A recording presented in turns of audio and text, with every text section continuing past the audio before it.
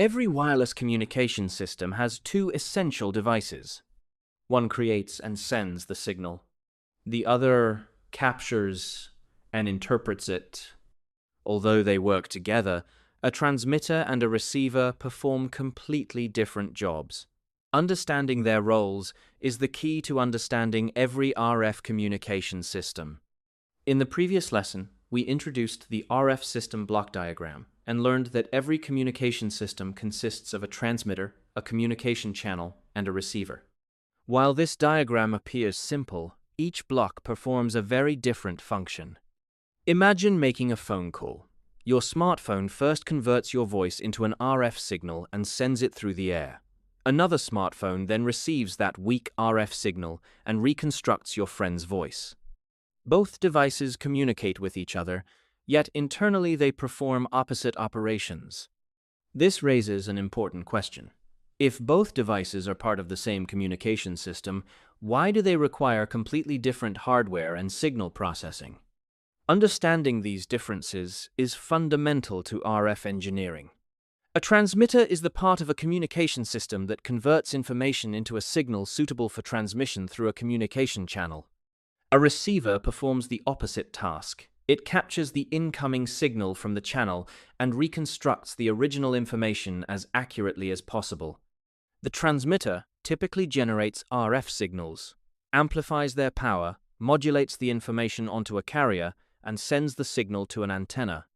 The receiver detects the weak incoming signal, filters unwanted interference, amplifies the desired signal, demodulates the information, and delivers it to the destination. Although their functions are opposite, both devices must work together to ensure reliable communication.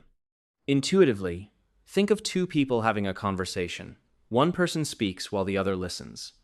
Speaking involves producing sound clearly enough for it to travel through the air, while listening involves detecting that sound and understanding its meaning. Communication only succeeds when both processes work correctly. Physically, consider a Wi-Fi router and your laptop. The router acts as a transmitter when sending data packets, converting digital information into RF signals radiated by its antenna. Your laptop acts as the receiver by detecting these extremely weak signals, recovering the transmitted bits, and reconstructing the original data. During two-way communication, both devices continuously switch between transmitting and receiving. Mathematically, the transmitter transforms information into a waveform optimized for propagation, while the receiver performs the inverse transformation. The receiver must also compensate for channel effects such as attenuation, noise, interference, and distortion before recovering the original message.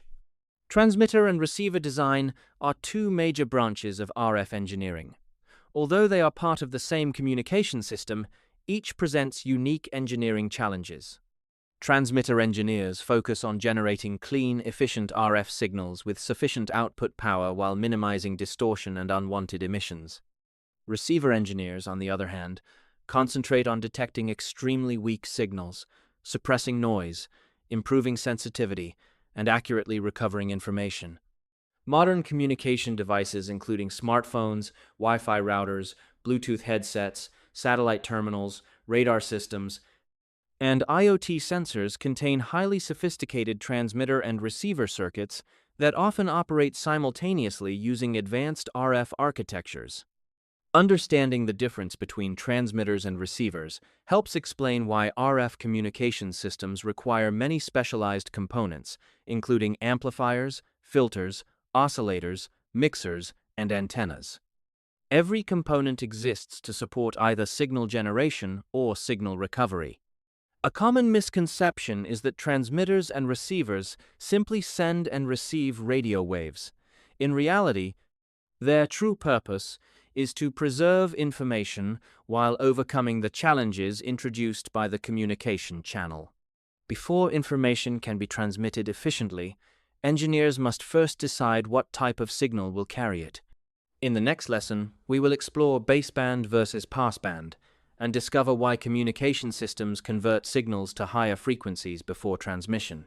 In this lesson, we learned that the transmitter prepares and sends information, while the receiver captures the incoming signal and reconstructs the original message. We also saw how these two devices perform complementary functions and together form the core of every RF communication system. In the next lesson, we will explore baseband versus passband and discover why RF systems shift signals to higher frequencies before transmitting them. If you found this useful, like the video, subscribe, and follow for the next lesson.